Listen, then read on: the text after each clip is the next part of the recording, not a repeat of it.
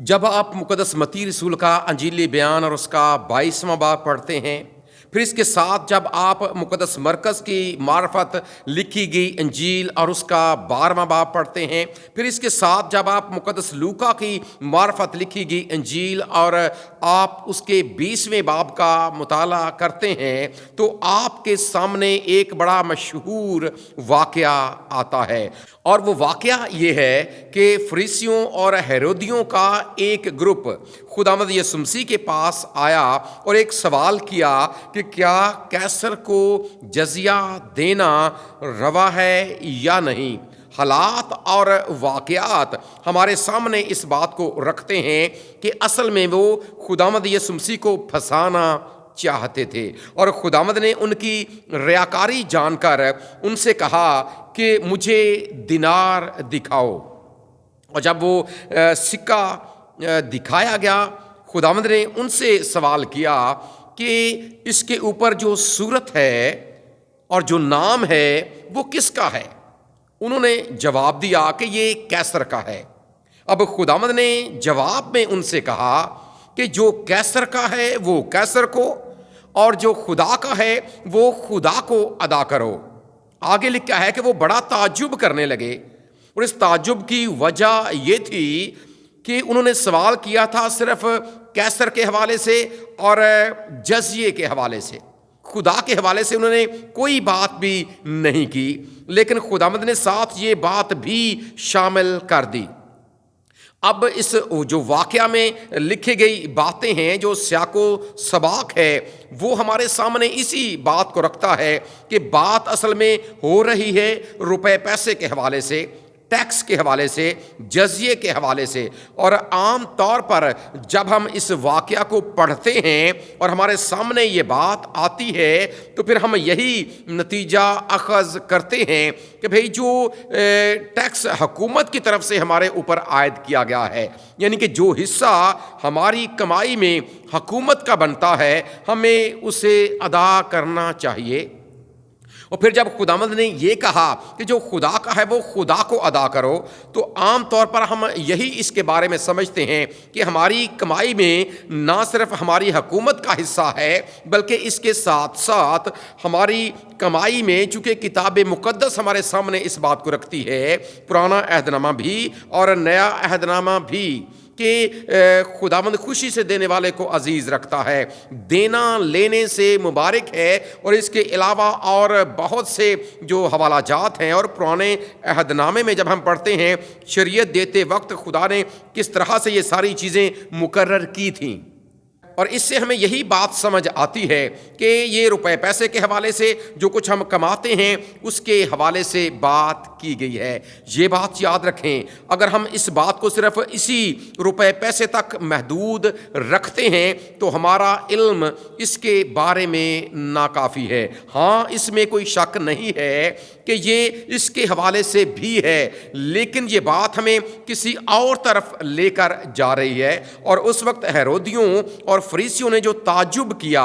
वो इसी बात की तरफ था कि हमने तो सिर्फ पूछा है जजिये के हवाले से, हमने सवाल किया है सिर्फ कैसर के हवाले से, और आगे से यीशु मसीह ने हमारे सामने खुदा को और उसके हिस्से को भी रख दिया है। लेकिन इसमें से खुदावंद ने उस वक्त क्या सबक उनके सामने रखा या कौन सी राज की बात उनके सामने रखी, और आज ये हमारे लिए क्या पैगाम है,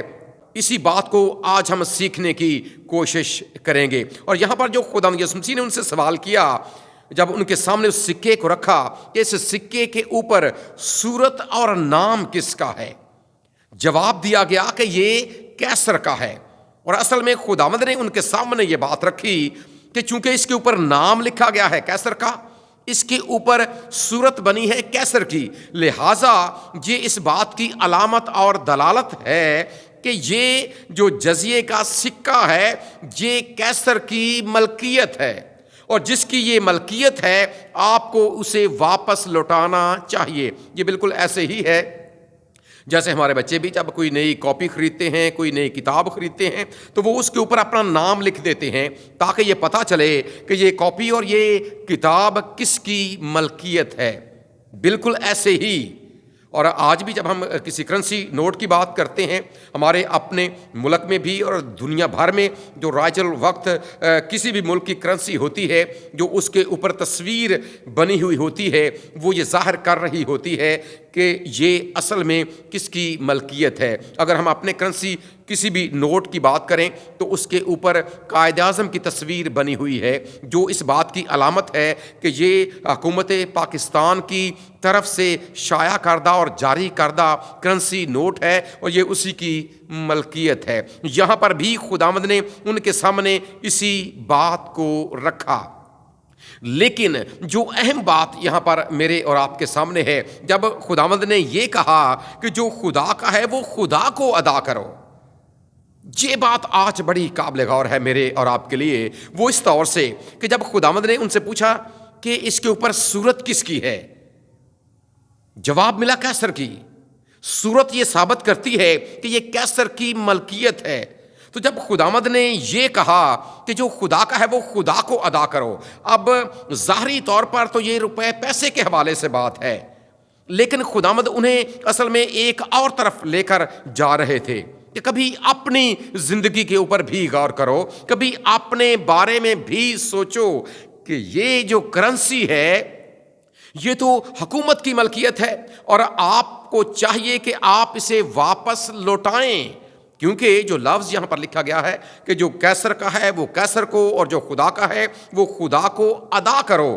ادا کرنے کے لفظ کو جب آپ یونانی زبان میں جا کر پڑھیں گے تو اس کا مطلب ہے کہ واپس لوٹا دو، یعنی کہ یہ آپ کی ملکیت نہیں ہے، جس کی ہے آپ اسے واپس لوٹا دیں۔ اور بحیثیت شہری ہمیں پتہ ہے کہ جب ہم نے کسی بھی ملک میں رہ کر اس ملک کی سہولیات سے فائدہ اٹھانا ہے، بطور شہری ہمارا یہ حق ہے کہ ہم ان سہولیات سے فائدہ اٹھائیں، لیکن اس کے ساتھ ساتھ ہم پر یہ فرض بھی ہے کہ اس کے بدلے میں جو حکومت کی طرف سے ہمارے اوپر ٹیکس عائد کیا گیا ہے ہم اس کو بھی ضرور ادا کریں۔ یہ بات یہاں پر خدا نے ان کے سامنے رکھی، لیکن جب یہ کہا کہ جو خدا کا ہے وہ خدا کو، تو اس کے پیچھے اصل میں یہ بات تھی کہ کبھی اپنے آپ پر بھی غور کرو۔ کبھی آپ نے غور کیا ہے کہ جو آپ کی صورت ہے، جو آپ کے اوپر صورت بنی ہے، وہ کس کی ہے؟ یاد رکھیں جب آپ پیدائش کی کتاب کے پہلے باب کی 26ویں اور 27ویں آیت کو اور اس بیان کو پڑھتے ہیں تو وہاں پر یہ بات آپ کے سامنے آتی ہے کہ خدا نے انسان کو اپنی صورت پر پیدا کیا۔ یہاں پر بھی یہ لکھا گیا کہ یہ صورت کس کی ہے؟ کیسر کی ہے۔ اس کا مطلب یہ کیسر کی ملکیت ہے۔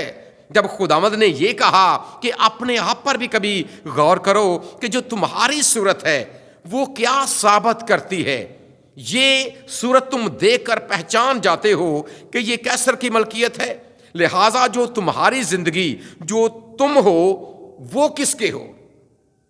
اور خداوند نے یہی بات ان کو سکھانے کی کوشش کی کہ اپنی زندگی پر غور کرو، اپنے بارے میں سوچو۔ اور آج یہ بات میرے اور آپ کے سامنے بھی ہے۔ ضرور ہم بھی اپنی زندگی پر غور کریں، ضرور ہم بھی اپنے بارے میں سوچیں۔ جب کبھی اپنی صورت آئینے میں ہم دیکھتے ہیں تو کیا کبھی ہم نے غور کیا ہے کہ یہ صورت کس کی ہے؟ کیا کبھی ہم نے غور کیا ہے کہ قادر مطلق خدا نے ہمیں اپنی شبیہ اور اپنی صورت کے اوپر پیدا کیا ہے؟ اور اگر ہم کرنسی نوٹ کو دیکھ کر پہچان جاتے ہیں کہ یہ فلاں کی ملکیت ہے اور اس وقت وہ پہچان گئے کہ یہ کیسر کی ملکیت ہے، تو کیا آج کوئی ہمیں دیکھ کر یہ کہتا ہے یا جان جاتا ہے کہ ہم کس کے ہیں؟ کیا ہماری صورت دیکھ کر کسی کو پتہ چلتا ہے کہ ہم کس کی ملکیت ہیں؟ کبھی ہم نے اس بات پر غور کیا ہے؟ اور اصل میں یہی وہ بات تھی جس کی طرف خداوند یسوع مسیح ان کو لے کر آنا چاہتے تھے، لیکن لکھا ہے کہ وہ اس بات پر بڑا تعجب کرنے لگے۔ آج بحیثیت مسیحی ہم نے بھی اس بات پر غور کرنا ہے اور اس بات کو ہم نے کبھی نہیں بھولنا کہ بیک وقت ہمارے سامنے جو ہے ہم ایک ہی وقت میں ہمارے پاس ڈیول نیشنلٹی ہے، ایک ہی وقت میں ہمارے پاس دوہری شہریت ہے۔ زمین پر رہ کر ہم کسی نہ کسی ملک کے رہائشی ہیں، لہٰذا ہمارے اوپر یہ فرض عائد ہوتا ہے کہ حکومت کی طرف سے عائد کردہ ٹیکس اور جزیہ ہم ضرور ادا کریں۔ لیکن اس کے ساتھ ساتھ یہ بات یاد رکھیں، کتاب مقدس ہمارے سامنے اس بات کو بار بار رکھتی ہے کہ زمین کے اوپر رہ کر میں اور آپ پردیسی اور مسافر ہیں۔ ہم نے ایک دن لوٹ کر اپنے خداوند کے پاس واپس چلے جانا ہے، جو ہمارا ابدی ٹھکانہ ہے، کیونکہ وہ ہماری مستقل رہائش گاہ ہے، وہ ہماری مستقل شہریت ہے۔ زمین پر ہم عارضی ہیں، لیکن وہ ٹھکانہ مستقل ہے۔ کیا کبھی ہم نے اس کے بارے میں سوچا ہے؟ اور کیا جو ہماری صورت ہے، کبھی ہم نے یہ ٹھیک ہے زمین پر رہ کر ہم وہ ٹیکس ادا کر رہے ہیں، خوبصورت بات ہے، لیکن اس کے ساتھ ساتھ اس ایک جملے میں خداوند نے ہمارے سامنے جو ایک چیلنج رکھا ہے، اور وہ چیلنج یہ ہے کہ ہم ضرور اس بات پر غور کریں کہ جو خدا کا ہے وہ خدا کو بھی ادا کرو، یعنی کہ خدا کو بھی واپس لوٹاؤ۔ اور یہ بات ہمارے سامنے اس بات کو رکھتی ہے کہ ہم اپنے نہیں ہیں، اور کتاب مقدس میں لکھا ہے کہ ہم خون سے خریدے گئے ہیں۔ خدا نے اپنے اکلوتے بیٹے کا خون صلیب کے اوپر بہا کر ہمیں اپنا بنا لیا۔ اس بات کو ہم نے سوچنا ہے۔ پھر جب آپ مزید آگے بڑھتے ہیں، آپ اس کے بارے میں سیکھنے کی کوشش کرتے ہیں، تو بہت سے حوالہ جات آپ کے سامنے یہ بات رکھتے ہیں۔ ایک اور اہم بات آپ کے سامنے رکھنا چاہتا ہوں، اور وہ بات یہ ہے جو مقدس متی رسول کے انجیلی بیان کے 5ویں باب کی 14ویں آیت میں لکھی گئی ہے کہ تم دنیا کے نور ہو، اسی طرح تمہاری روشنی آدمیوں کے سامنے چمکے، تاکہ وہ تمہارے نیک کاموں کو دیکھ کر تمہارے باپ کی جو آسمان پر ہے تمجید کریں۔ دیکھیں یہاں پر ایک بڑی قابل غور بات کہ وہ دیکھیں تمہیں اور تمجید تمہارے آسمانی باپ کی کریں۔ جہاں وہاں پر کیا انہوں نے پہچانا کہ یہ صورت اور نام کیسر کا ہے۔ وہ تمہیں دیکھیں اور تمجید تمہارے باپ کی کریں۔ بطور مسیحی میرے اور آپ کے لیے چیلنج ہے کہ کیا ہم اس بات کو اس طور سے لیتے ہیں؟ یہی وہ راز کی بات ہے جو یہ آیت مقدسہ ہمارے سامنے رکھتی ہے کہ ہم اپنے نہیں ہیں، ہم اپنے خدا کے ہیں۔ جب کوئی ہمیں دیکھے تو وہ ضرور ہمارے آسمانی باپ کی تمجید کرے، لیکن یہ اس صورت میں ہوگا جب ہماری زندگی سے یہ ظاہر ہوگا کہ ہم کون ہیں، جب ہماری زندگی سے ہمارے نیک اعمال، ہماری ایمانداری، ہماری دیانتداری اور ہماری خدا کے ساتھ وفاداری جب یہ ثابت کرے گی کہ ہم واقعی صرف اس پاکستان کے رہائشی نہیں ہیں، بلکہ ہم آسمانی شہریت کے عرص کی، ہم اپنے خدا کی بادشاہی کے رہائشی ہیں۔ اب ہم اپنی ہر دعا میں یہ دعا کرتے ہیں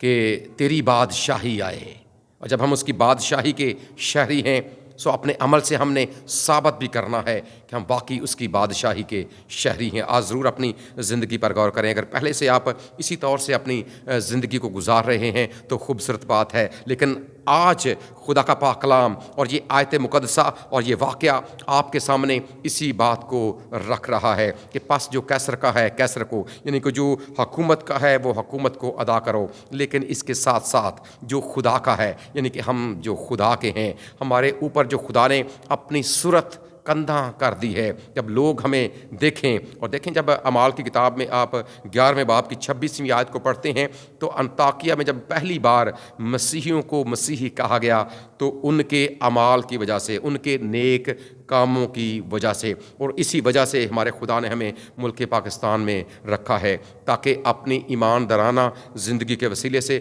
ہمیشہ خدا کے نام کو عزت اور جلال دیتے رہیں۔ ہمارا خدا ہمیں ایسا ہی کرنے کا فضل عطا کرے، آمین۔